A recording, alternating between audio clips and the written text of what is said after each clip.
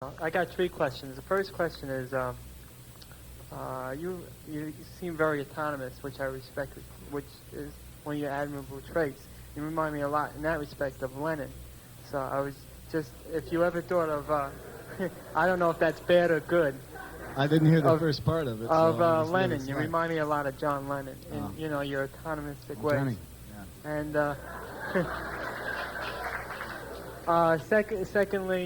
second question is, what was your connection with Alice Cooper, if any? Because a lot of rumor has it that you helped expose Alice Cooper. Well, actually, Alice Cooper hasn't been exposed yet, but we helped the group get their first record contract. And above and beyond that, may the Lord have mercy on your soul. And the third and final question was, personally, is there any, other than your own, doing what you want to do for music, any way that you feel that you're helping prosperity, or anything you want to do for prosperity by doing your music? That's a little, complex. But I mean, helping prosperity? I would say that I am helping prosperity in these ways. I employ 7 musicians in the band, and probably about 10 on the road crew, and another 4 or 5 in the office, and I'm making my contribution to prosperity in that regard.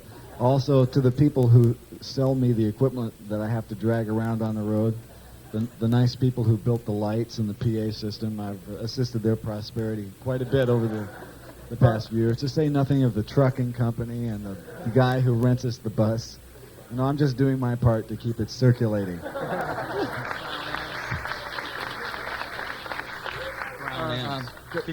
Did you ever consider working with Lennon, or have you tried?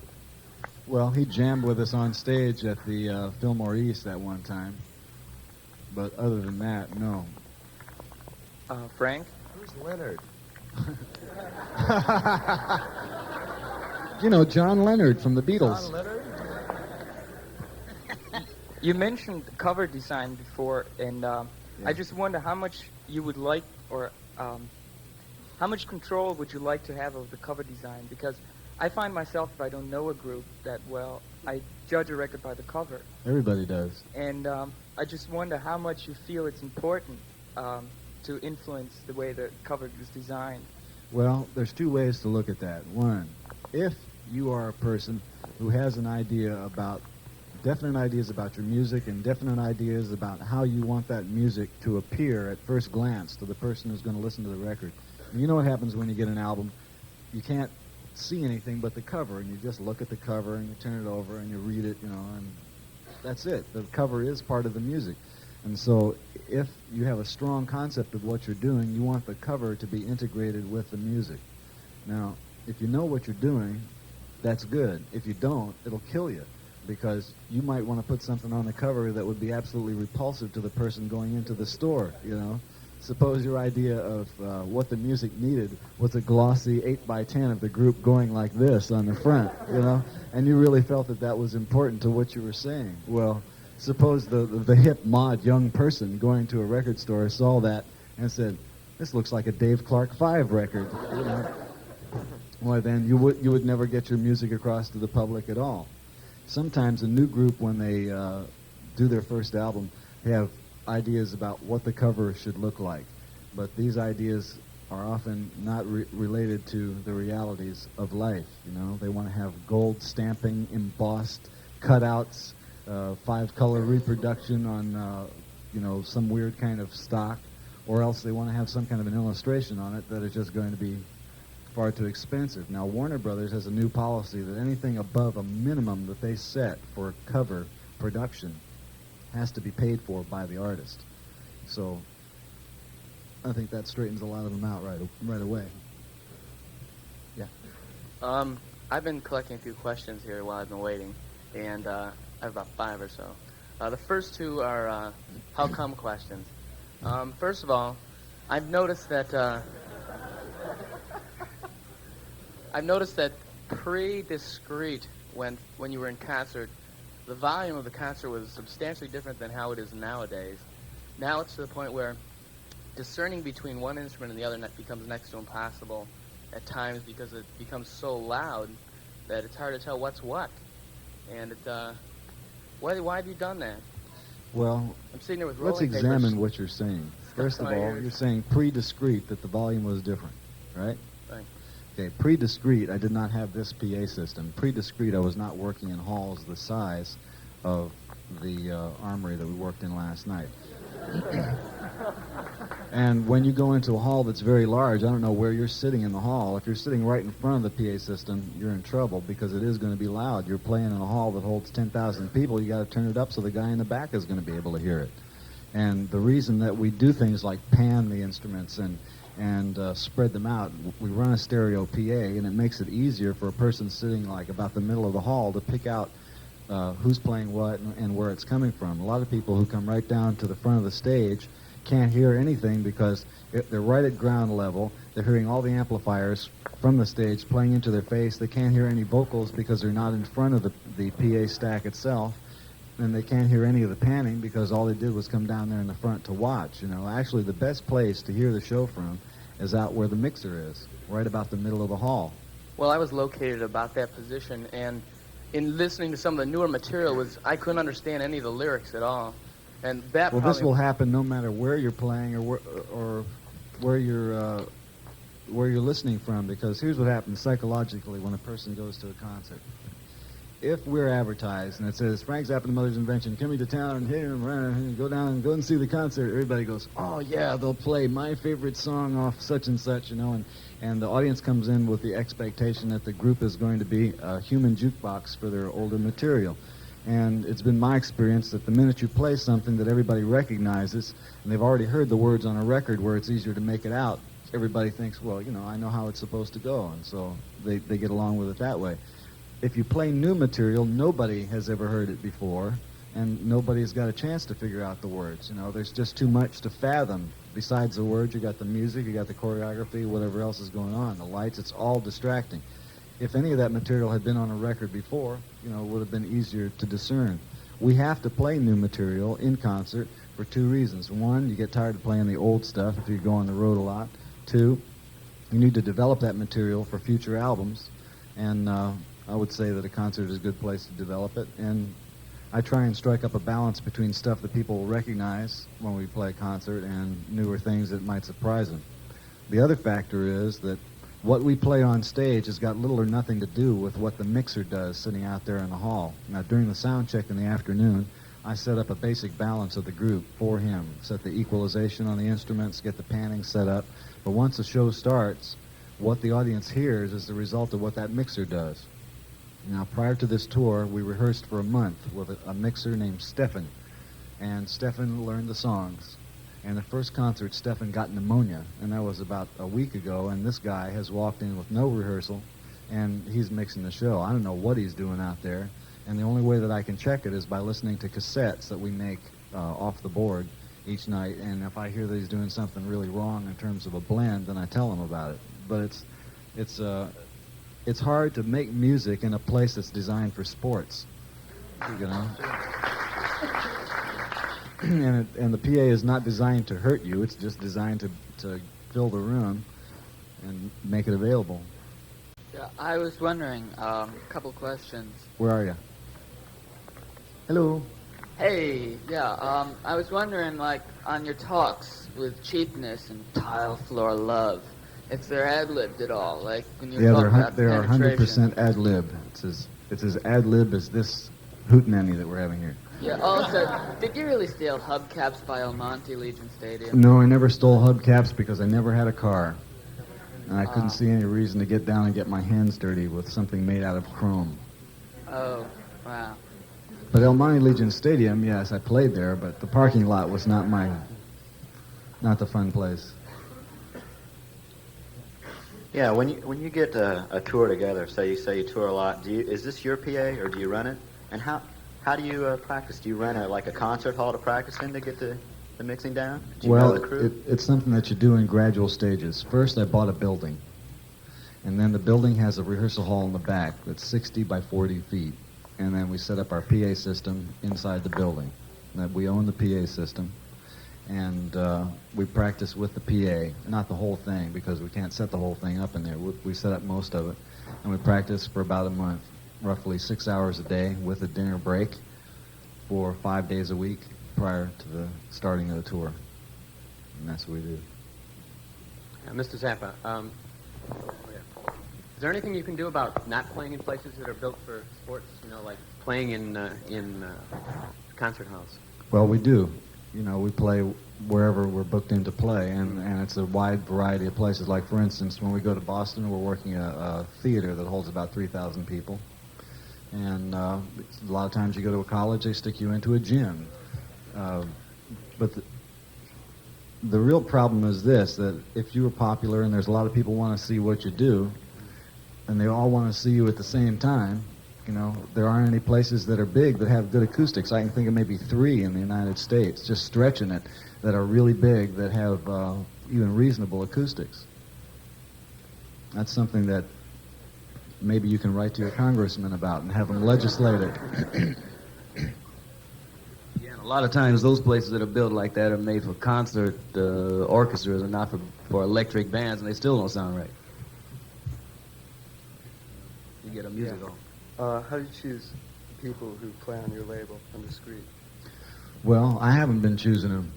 You know, from the time that Bizarre and Straight, which was the first 2 labels that I had, from the time that contract ran out, I sort of decided that I was going to spend my time working on just the Mother stuff rather than producing other acts, because when you produce a record for somebody else, here's what happens. If it doesn't sell, they tell you it's your fault. If it does sell, it's your fault because it didn't sell more, you know? And so you can't win. And when you figure it takes anywhere from 2 to 3 months to really do an album right, I don't have 2 or 3 months out of the year to produce somebody else. Last year we toured 7 or 8 months, you know? And the rest of the time I'd sort of like to relax, you know? And part of that time that I'm not on the road has to be devoted to working in the studio with the Mother stuff. So I just have shied away from outside production. And I just... anything that's been on discreet has been Herb's choice. Yeah, and what political role do you see your music taking now? What political role? Yeah. I would say that our music is an alternative to a political role. When you consider that most politics in the United States is nothing more than a role, in the sense that a person rolls a drunk.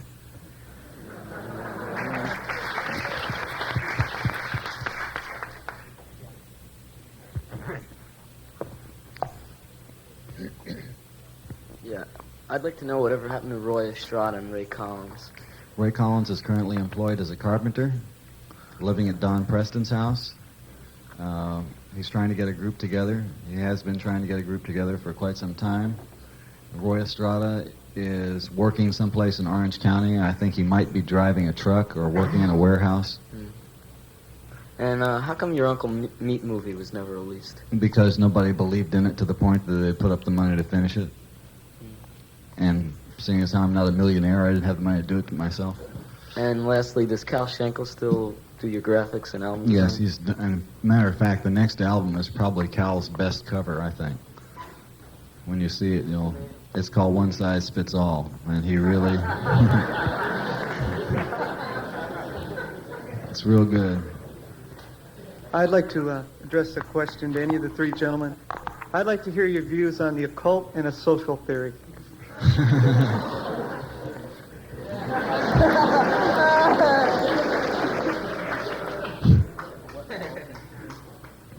Would you care to rephrase that so that the captain can comprehend it? Well, most music right now is either, oriented around sex, occult, or social theory, or that's sort of a new movement. Would you like to talk on that a little? I would say that's a gross oversimplification myself. Can't get into it. The very same ass that carried man across the deserts of time also gave man the brainless hamburger.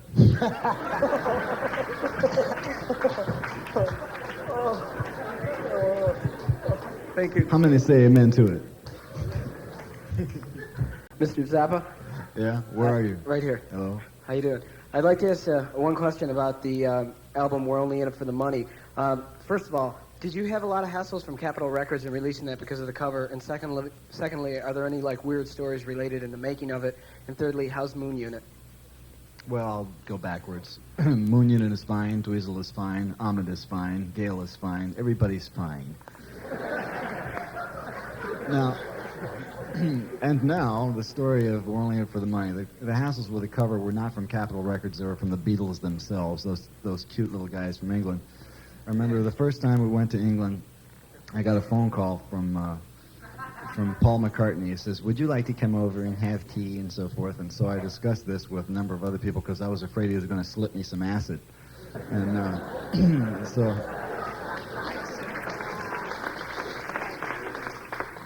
I mean, I was afraid I would wind up like that. And so after everybody said, they just told me, well, if you go over there, don't drink anything, you'll be okay. Don't eat nothing, don't drink anything. Somebody comes at you with a needle, run. And so I was supposed to go over there, but then I found out that I had to go to Copenhagen the afternoon. I was supposed to go over to his house. So I remember getting on the phone and talking to him. I said, hello, Paul? Is that you, Paul? Yeah, listen, this is Frank. I can't make it over there today, but I had something I want to discuss with you. We're doing this album that's got a cover that looks sort of like Sgt. Pepper. And I wonder whether there'd be any problems, would you guys complain if we did this cover that was making fun of the Sgt. Pepper album? And it was like, on the other end of the phone, I could see the guy going. And so he says, you mean you talk business? And I said, well, I figured it'd be better this way instead of calling up your lawyer. And he says, well, I think that I would have to discuss it with the other members of the group, but our attorneys, I'm sure, would be able to blah, blah, blah, blah.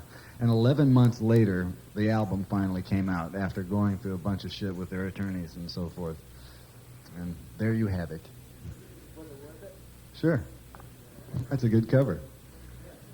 As a matter of fact, I gotta tell you one other thing. The place where the cover was printed is called Queens Litho, just outside of New York, and there's this sheet. I wish I still had one of them. I don't know whether you understand about how they print things, but they don't do them one at a time. They gang them up on big sheets of paper, and then they cut them apart. Yeah, well, our covers were so similar, like we were using the exact same color of ink and everything that they were using on their cover, to the point where they were running them on the same sheet. Like there are these big sheets like this. The half of it's got the real one on this side and ours on that side, and they're really funny to look at and make great wallpaper. Frank, yeah. I was just wondering, how much goddamn longer are you going to be around? I mean, you've been... Well, I mean, not that I was just, I don't know, I was just a little disenchanted with this late stuff you've been coming up with. I mean, really, I thought that We're Only In It For The Money was your masterpiece. Maybe you should have quit there. Yeah. I mean, I'm not trying. I mean, I'm not trying to demean you. No, I think you're the greatest. But it's No, a lot of people say the same thing to me every day. Really. Yeah, I figured maybe if it works around the circle, maybe you come up with a masterpiece like that again. Oh, yeah? Well, gee, I hope so. I mean, if there's one thing that I really want to do, it's make you happy with one of my records. Thanks.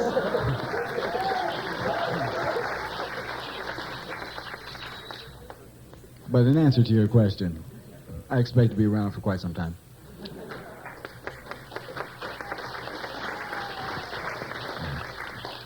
I have a question for Mr. Van Vliet. What are the Drazy hoops? Yeah, I wanted to know that, too. Little people with bell caps.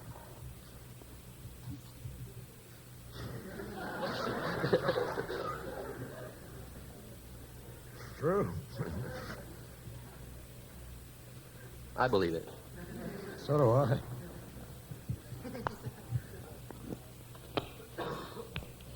Directed to all three of you, what do you feel about drugs? Dope. Well, no, I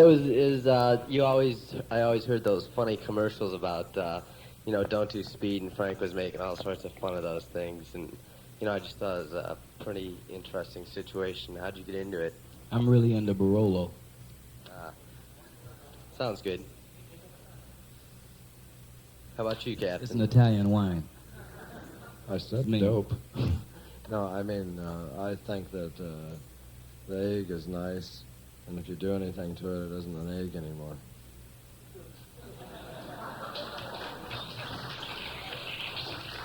Thank you. I don't like drugs. I don't use drugs. And if you want to use drugs, that's your business. I was asked to make some commercials to try and divert people from the habit of using methadone or other chemicals that jack you up. If somebody came to me and asked me to make some commercials about steering people away from things that jacked you down, I would. All those commercials can do is just express my view about it, but it's your body. You can do whatever you want. I think it's unfortunate that people get arrested for using drugs in a society that is so strenuous that it makes people want to do that. I think that if you want to feel good or if you want to feel nothing, there are other more efficient ways to do that. I mean, for instance, if you were dead, you'd really be just right out there like that. And perhaps for some people, it's just a slower process of suicide. I don't want to recommend meditation or anything because that's highly commercialized these days, but the human mind is a wonderful instrument, and you can direct it any way that you like without the assistance of a guru or any of those little attributes that are going to cost you money. And if you want to feel high all the time, well, just feel high all the time. You really don't need a chemical alteration to do it. That might sound like science fiction, but it really does work. And there you have it. Thank you. Yeah.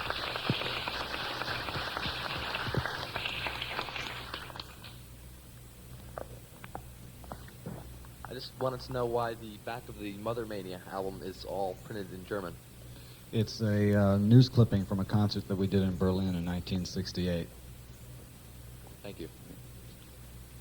It tells about this riot that we had there when there were some communists in the audience that tried to start a bunch of trouble. I was under the impression that you had your leg broken by an irate fan once. Is that true? Well, it was an irate person. I don't know whether he qualifies as a fan. It was a crazy person who was in the audience at a concert at a place called the Rainbow Theatre in England, 1970 or 71, I can't remember.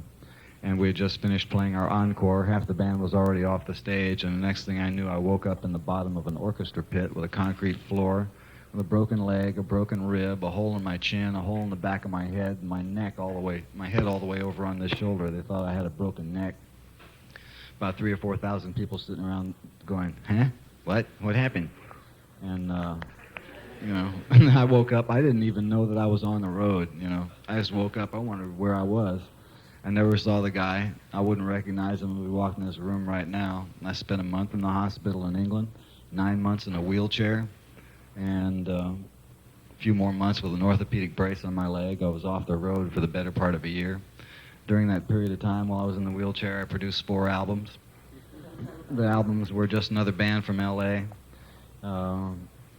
Grand Wazoo, Waka Jawaka, and Reuben and the Jets for Real. I wrote a Broadway musical. I wrote about 6 orchestra pieces.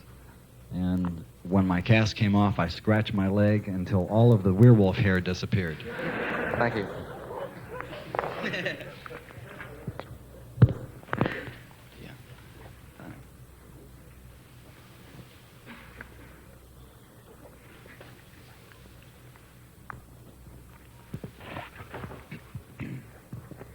You mentioned you don't particularly like to listen to pop music. When you're by yourself, what sort of music do you listen to? Well, usually what I listen to is road tapes by the Mothers because I have to go through them. We record all of our concerts.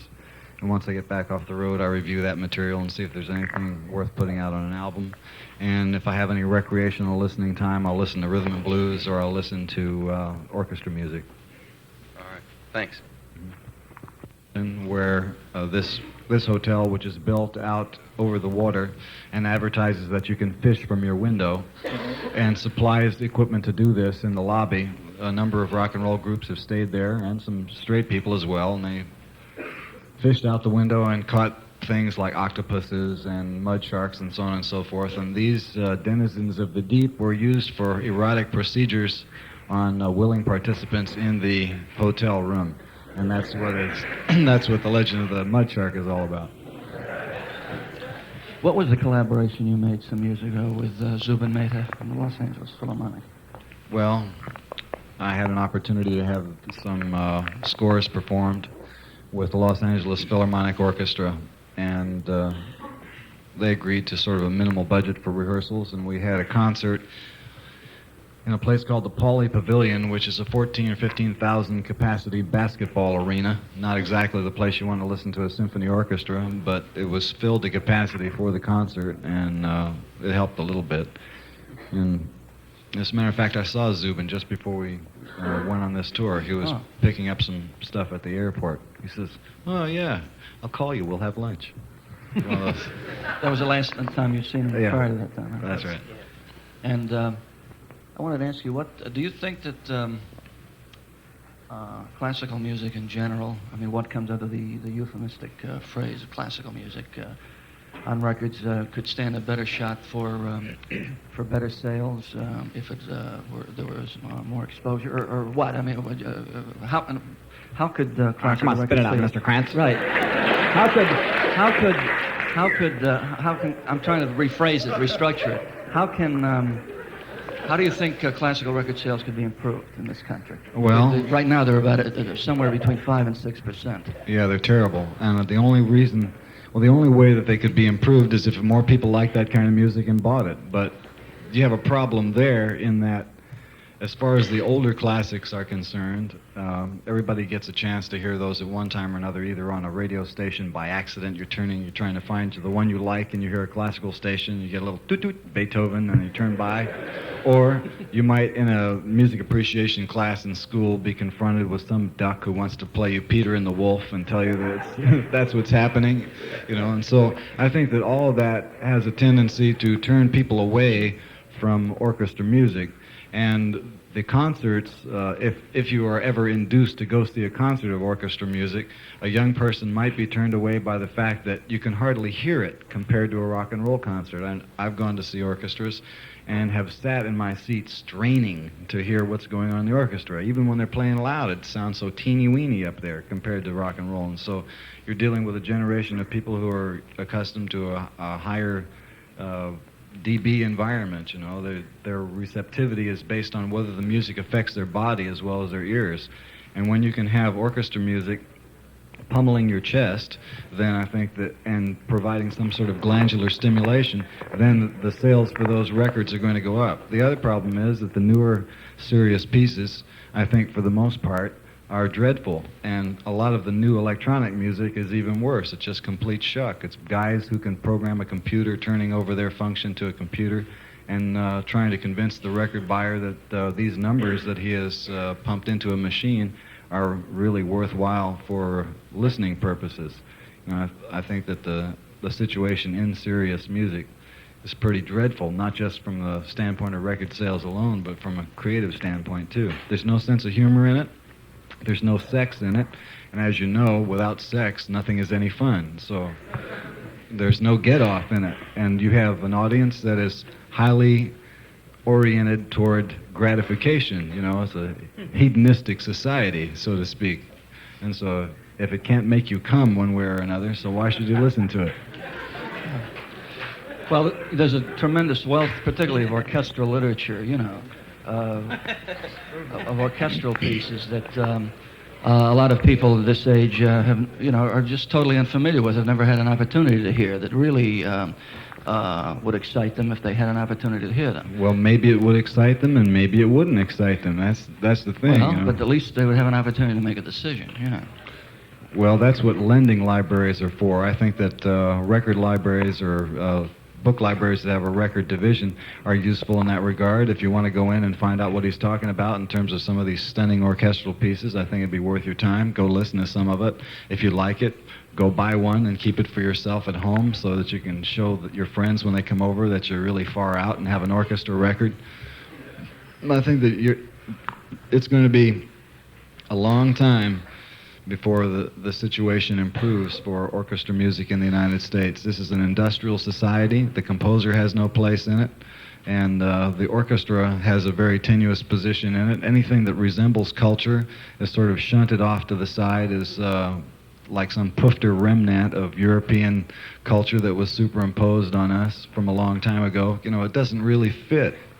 You know, the concept of a symphony orchestra up alongside of a K-tel record ad on television is just too incongruous. I think that's really where we're at, is K-tel.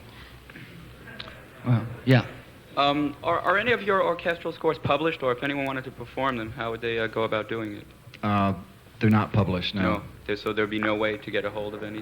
Orchestral materials can be rented, you know, but the problem of making them available is that since you're dealing on a one-shot basis, the cost of making oscillate copies of a full score and cranking out parts for an orchestra that wants to play it is pretty exorbitant. You know, when a piece of music is published, it's a losing proposition for orchestra music. It's very time-consuming to prepare the materials, and then, you know, once it's in actual print, then the rental fees to orchestras are very small. But if somebody wanted to get a hold of an unpublished score, it's expensive to prepare it. And would you, or are you planning to do anything again like you did with the LA Phil? And, you know, we've had maybe 5 or 6 offers from orchestras all over the world since that time, but it always seems like the wrong thing to do, because what they want really is to get the mothers as a rock and roll band to come in and play alongside of the orchestra so that they can improve their concert attendance. And so they use us as bait to bring kids into the concert hall with little or no regard for my music as something for an orchestra to play. And, you know, it's just it's a shuck. And I felt that from what happened with the Los Angeles Philharmonic, and have sort of avoided the orchestral experience ever since, because it's disheartening to spend that amount of time writing some music for an orchestra and know that they just don't give a shit when they get the music, and it's just another thing for them to do. So you have one thing though. I don't know if you want to talk about it. What's that? Gregory? Which is slick. There's something that he wrote which is really slick. I don't want to talk about it. Let him talk about it. Well, some of you might have seen a performance at the Felt Forum in 1972, when I was in there with a 20-piece group, and we played a piece called The Adventures of Gregory Peccary. We played a couple of movements from that, and I finally have recorded that like last December. Went in and got a 20-piece group together and laid that down, did the complete version of it, and it's possible that that may be released in November. Oh, wow. And that's orchestral. Yeah. Yes, right there, please.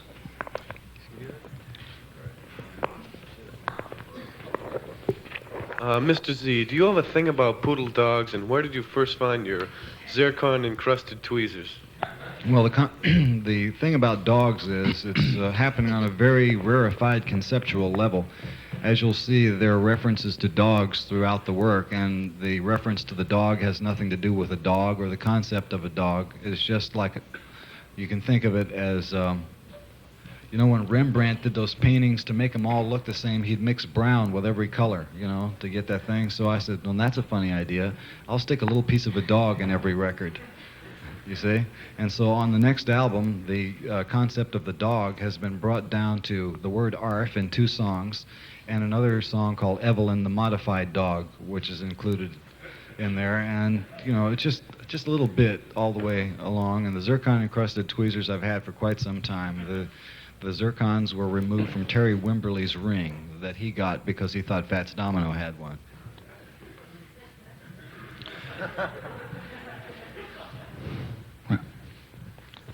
I was wondering what you thought about. I have 2 questions. The first one was what you thought about unions, musical unions, whether that was pretty well summed up in Rudy Wants to Buy You a Drink, or, you know, if they're really doing something for the musician. And second of all, how and where is the cheese? Okay, first about unions. As you know, the concept of a union is a good idea. It's something that was originally thought up, they say, to help people who work stand a better chance of getting good pay and good working conditions, and it's a bargaining co-op that is used for taking a collective group of people in a certain industry, and so they can bargain with the people who run that industry. Well, somewhere along the line it got corrupted, and the unions, especially in regard to the musicians' union, don't really do very much for the average guy in the union. Like The LA Musicians Union is a great example. There's 16 or 18,000 people in that union. Out of those 16 or 18,000, maybe there's 1,000 who work all the time. And the business of the union is designed to keep those people at a good level of income because they're the ones that are in the studio. It seems like the union is run by the string players who play the backup dates and all of those Bobby V records and stuff, you know. It just got that whole kind of aura to it. And recently there was a scandal that ripped through the union where they discovered that $2 million had disappeared out of the treasury. And as a result of that disappearance, the union had to shut down 2 days a week. They couldn't even keep their doors open to cash people's checks. You know, it's that kind of a sleazy thing. And so I personally don't have too much respect for the Musicians Union from the experience that I've had with Local 47. And I think that that it doesn't really do that much for the average guy who is playing in a group except to make his life miserable, taking tax away from him and making things inconvenient. It does not do very much to improve the lot of a person playing rock and roll music unless you happen to be a violin player backing up one of those sessions. And your question about the cheese is she's had 3 automobile accidents, mostly head injuries, and she's probably still living in England. Do you think the musicians' unions lack clout because they just are not as powerful as, say, the Teamsters Union? Or is it just mostly you feel their own fault? I think that what happens with the musicians' union is there's some guys in there who are very interested in taking home a good paycheck for themselves as union officials, and they don't care anything about musicians, and it's all a bunch of jive. Okay. Yes, right there. Yeah, could you tell me a little bit about Lord Buckley, if you have anything else coming out on him or anything like that? No, I don't. Those were masters that were made available for just one album. Yes, right there.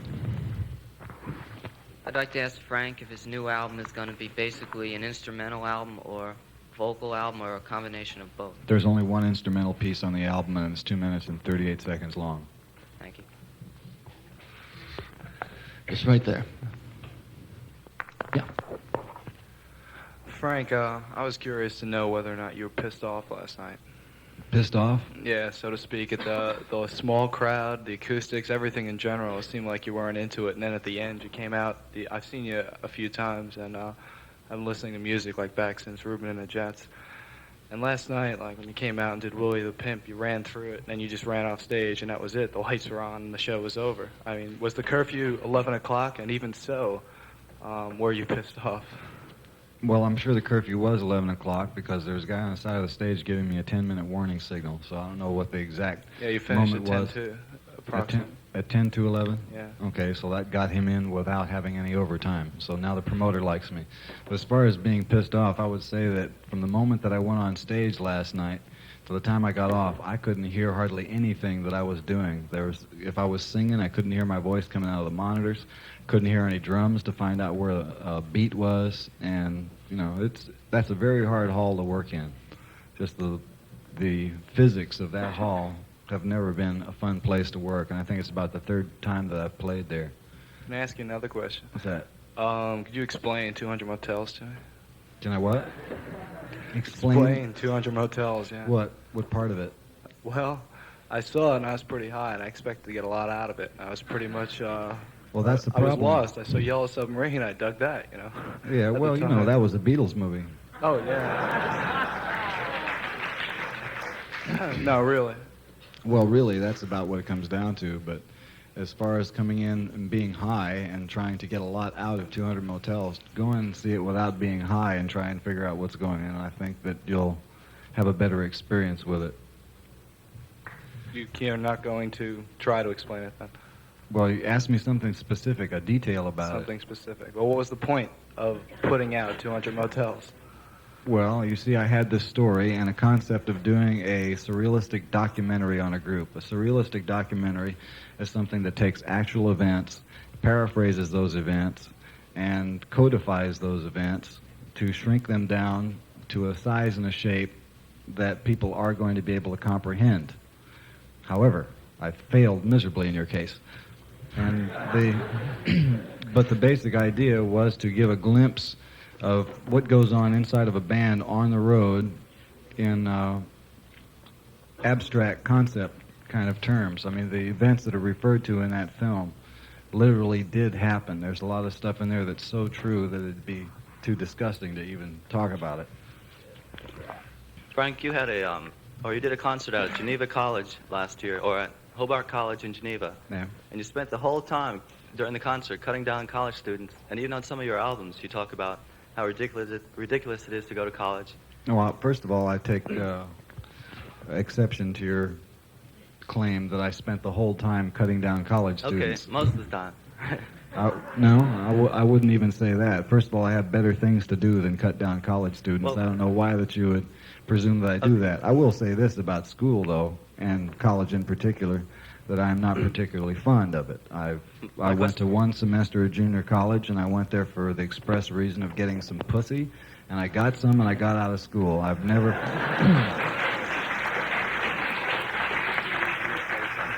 Oh, Don wants to say something. If you want to be a different fish, you have to jump out of the school. That was my question. Thank you. But as far as my view of the educational process, I would like it a lot if I felt for a moment, and I'm talking about my experience, and it's been a long time since I was in a school. I felt that they weren't teaching me anything; they were wasting my time, and I just resented it, and I was more than happy to get out. Do you think that can be applied to schools as a whole? I mean, do you think that can be applied to all of us too? Well, I don't think that I'm qualified to say that because I don't attend this school, and I don't know whether they do anything to teach you anything here, or what your motives are in going to the school, because a lot depends on whether you want to learn something or whether you're going to go to school like I did, and go to college just to get some pussy, But I think that that is, yeah, let's get some pussy, yeah. But... look, let's face it. If you want to get along in this world, you got to learn something. The only trouble is that what you need to survive is generally not presented in a school. You can get it easier out in the street, and that's where I got mine. Okay, thank and it you. was cheap too.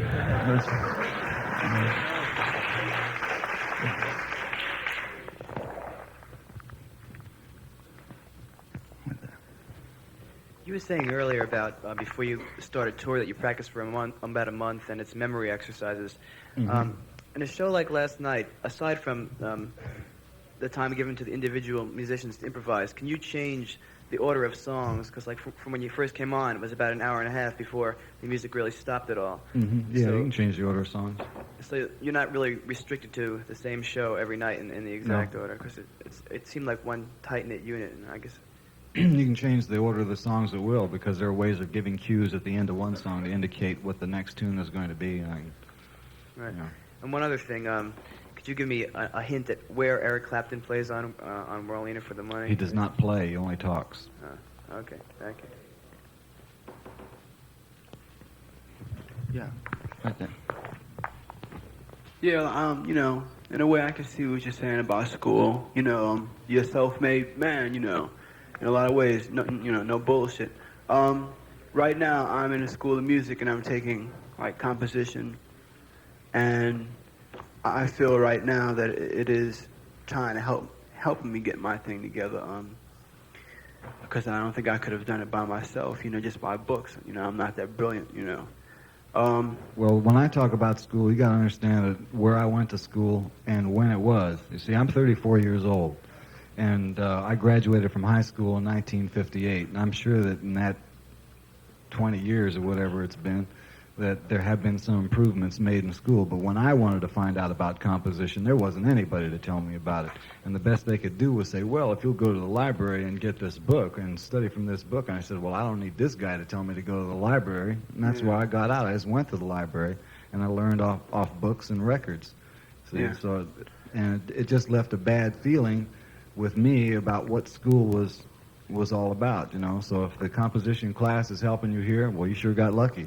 Yeah, it is kind of. But another thing, you do, obviously, I saw, your scores, the one book you have out. And, obviously, all your part writing rules and all your shit, And you did learn it yourself, right? You just basically got it together. All right, thank you.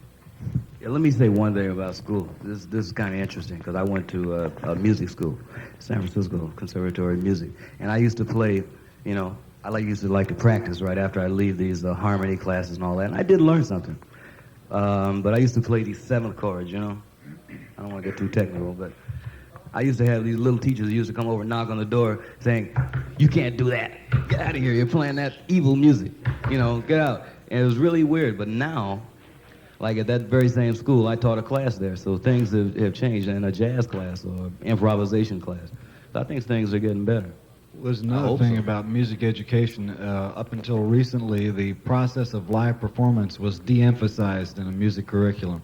They figure that if you're going to study music, that they should go at it from a very academic point of view. Well, I can't imagine a bigger mistake in teaching somebody and playing down live performance. If you can't play, you know, unless you become a teacher, you have no way to earn a living. So I think a music class, if it's going to be well-rounded, has to not only teach you the technical skills that you need to make music, but it should make you aware of things like what a contract is supposed to say and what can happen to you if you sign the wrong kind of a thing, what to look out for when you're doing business with a club owner, what to say if the guy tells you, "Well, I'm sorry, we can't pay you tonight."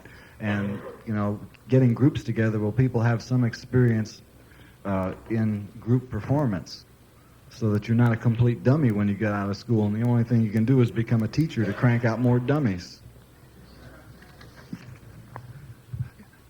Yes, right over here, please. I have a question for George. I was wondering how much the synthesizer and use of it in both jazz and rock music has changed your attitudes, and whereas it used to be sort of unique a few years ago, it's really sort of everyone's got one now, whether they can play it or not, and whether you think that it's just becoming a normal part of the musician's repertoire, you know, as far as equipment is concerned, or it's really still in a process where you can be inventive with it and you can play around with it and do things that haven't been done before. Well, yeah, I think you can do things and with it that haven't been done before, but certain music, it depends on who's playing it and the musicianship involved and what their intentions are. Because some musicians just put it up there because they say, "Hey, that looks good," and they can only do one thing with it because they haven't delved into it. And actually, you know what I mean? They say, "Well, I got one sound," and they stay there and they don't do nothing else with it, you know. But Frank was the first person that said, "Hey, man, you ought to start playing synthesizer." And I said, "Oh, man." You know, because all I'd heard was, you know, I took a synthesizer class at school, and I said, But I got into it, and, you know, I talked to Don Preston about it, and he says, "Yeah, man, there's some things you can do with it." So I got into it, and I began to like it, and I began to humanize it for me. The whole point of playing synthesizer to me was to make it sound like it was coming from me. You know, not like it was coming from somebody else or a machine.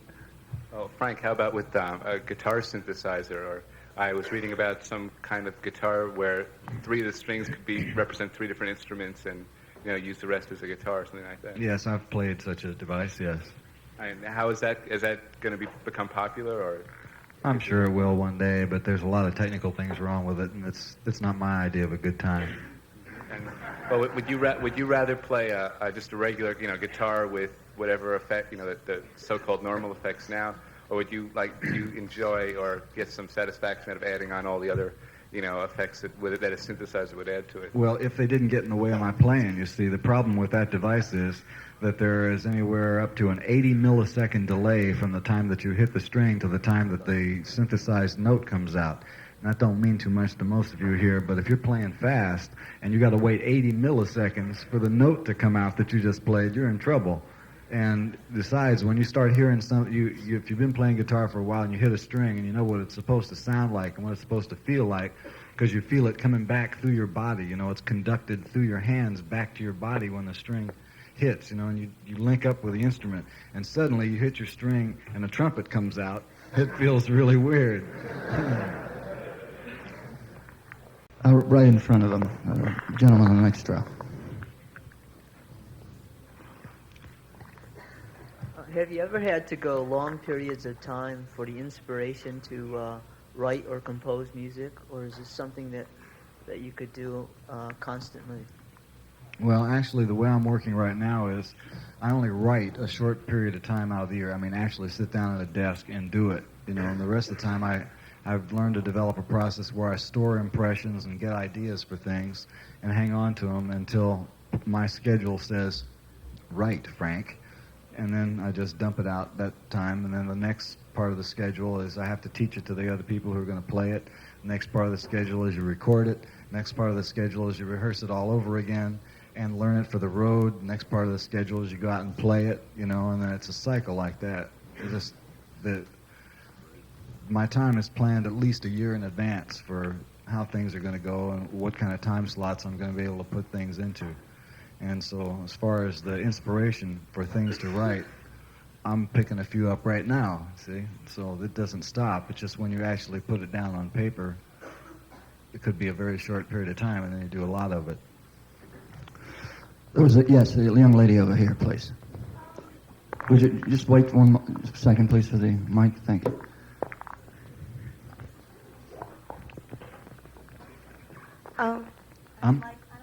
Well, could you use it anyway? Thanks. Okay. He's punishing you. I'm punishing you. Right? I know. Use this. I have an English question I'd like you to answer. It goes, the artist is a responsible individual, responsible to himself and to no one else, is a new concept. Its Bible in English is Shelley's Defense of Poetry. Now, this is something I have to write. I'd like to hear your thoughts on the artist as the artist responsible to no one else other than himself.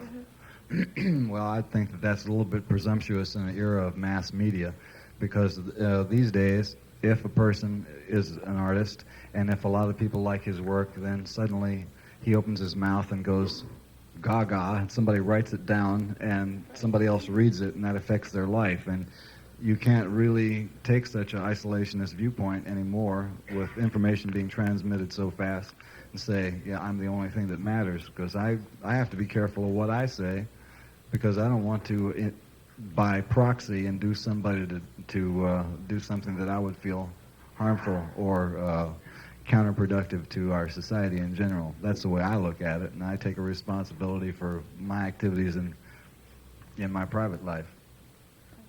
But as far as what I do in writing music, I don't see, in terms of instrumental music, how what I'm going to write is going to hurt anybody outside of maybe their mouth when they try to play it. So I just do whatever I want.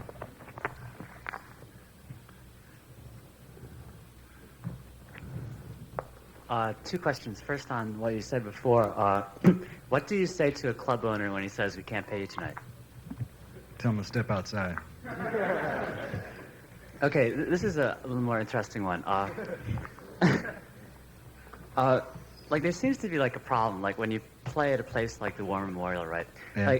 Like, the audience, right, doesn't get off on you. And, like, you obviously can't get off on it. Like, at the very end, you said, I'm not talking acoustics either. Yeah. Like, at the very end, you said, okay, here's one you recognize, right? So you have to play that. I mean, Right. Obviously, that's a bore. Yeah. No, I wouldn't say that it's a bore, but it's a situation where if we didn't play that song, most of the people in that audience would have been disappointed that we didn't play it. And if we do play it, somebody thinks that it's a bore because we played it. I happen to enjoy playing it. Right, but, like, your thing, shouldn't that be, like, the responsibility to the artist thing, you know? What? I mean, like, to play in the War Memorial, I mean, to attract people that are interested in your simpler side, I mean, why are you interested in maintaining such an audience? I mean, is it for monetary gain? Perhaps, I mean, you just need that money for production, you know? I mean... No, it's not it at all. First of all, people come to see us for a number of different reasons, and many of those reasons have nothing to do with music, simple or otherwise. A lot of times, especially when we work at college, an isolated college, we have a situation where the person has bought the ticket at the beginning of the school year as part of his student body contribution or something like that, and we could be anybody coming there, and they're coming to the concert because they already paid for it. So we are a social event that allows people to get together. That a lot of people come, they don't even know who we are, what we play. It doesn't make any difference to them. That's one aspect of it. You should not have any responsibility to that, right? But the fact of the matter is, I like to play music. And somewhere along the line, some people have supposed that everything I like to do has to be so ugly that only a very few people will want to listen to it. I happen to like to play Willie the Pimp because I like to play the guitar. And because of my limitations on that instrument and the fact that I'm not too jazz enthused with a lot of chord changes, I like to play a simple... But why in the War Memorial? Oh, the War Memorial? Somebody booked us in there. That's it. Simple I as mean, that. so why don't you say, well, I don't want to play there? I mean, You know, you don't always get your choice. You know, There's no other hall around here anywhere. I don't even know whether there is another hall in this town. I don't know anything about Syracuse. I don't know anything about Albany. I live in California. I have a guy who books tours for me. He puts me into places where other groups play. You know, that's it. but it's such a, it's a much smaller event. Like What? The event is much less important, right? I mean, when there is all these primarily the acoustic problems, I guess. I mean that you can't be really on. All I'm saying is simply this. You do not always get to choose where you get to play. And if people want to see you, you do the best you can by playing wherever they stick you. You know, I've played, I'll tell you a bad hall, the Avery Fisher Hall at Lincoln Center. I think that's a terrible hall, you know. People would say, oh, that's a real nice one. It's as hard to hear on that stage as it is at the War Memorial, you know. And so you can't even guess sometimes. I mean, Of course, they've had acoustic problem. They've had problems with that hall ever since it was built. then why don't they do something about it? Yeah, well, they suggested dynamite. You know. That's a nice idea. I don't, I don't know of any. I don't know of any hall today that's made for acoustic for electric instruments. That's designed specifically with that in mind. You know, most of the music halls are designed for acoustic instruments. Yeah, the requirements are different. If you have an orchestra or a dance band of the old school that's playing in a hall, and they're not really going to use any amplification other than a little PA for the MC to announce the tunes, a hall like the War Memorial would probably be okay because it's resonant and it'll make acoustic instruments sound out more. But the minute that you amplify something and increase the velocity of that sound whizzing through the air and get a room with that much concrete in it, it's just going to bounce all over the place.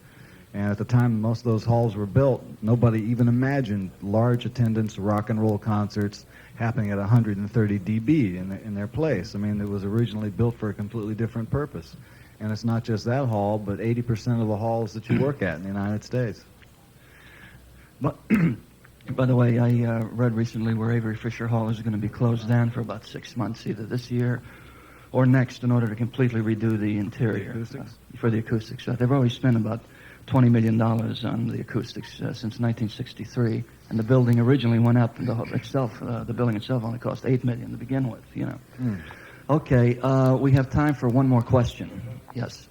Frank, I was wondering, for your particular taste, what guitars and strings and wah-wahs and amps do you like to use? And also, I was wondering how you got the tape effects for that song you did on Apostrophe called Montana. And I wanted to know if George would be able to go through some of the basic principles of oscillation and modulation in a synthesizer. Huh? I didn't hear that. I wanted to know what type of guitars, wah-wahs, strings, and amps do you like to play out of? Okay, And well, I'm using on stage right now is a customized Gibson SG with a mixed set of strings. The top string is a 009 Ampeg string. The B string is a Gibson E string. Wow. And the G string is the Ernie Ball 15. Music was that and the D string is a Rickenbacker D string. And the A string is a Rickenbacker E string. And the low E string is a Gibson 340 A string. And I was wondering how you got the tape effects for Montana. The what? The tape effects, the voice for Montana. That song on There is Apostrophe. no tape effect on Montana. For the voices, the vocals. What about it?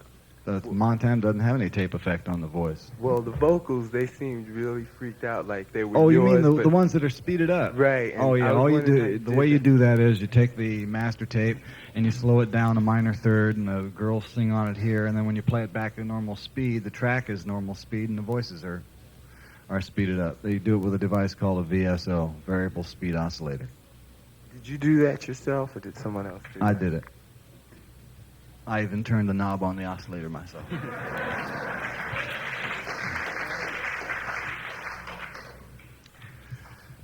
I want to thank you, Mr. Zappa, for coming today very much. All right, Mr. Kranz. And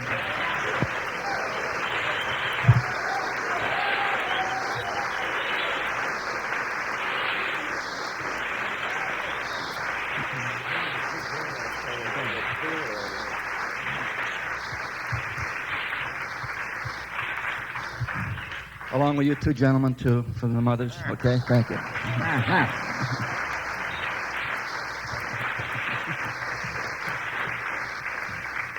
If that guy with a broken leg will wait there, I'll sign his cast. Great. Thank you very much.